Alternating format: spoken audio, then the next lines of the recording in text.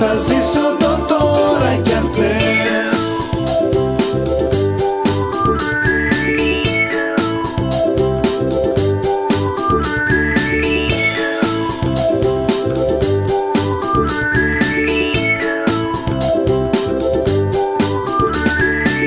Για μια ανασφάλεια όριστη ζεις ανεξόριστη.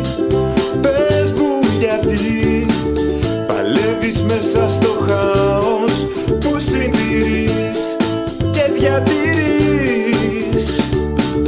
Τα λάθη είναι συνεχόμενα, τα ίδια και επόμενα, χωρίς διακοπή. Άλλαξε τη μάτια σου στο πρόβλημα σου, δες καθαρά. Κουβέντες του τύπου για πάντα μαραίνουν το σήμερα για τα καλά. Σε λίγο το αύριο θα γίνει χθες, γι' αυτό θα ζήσω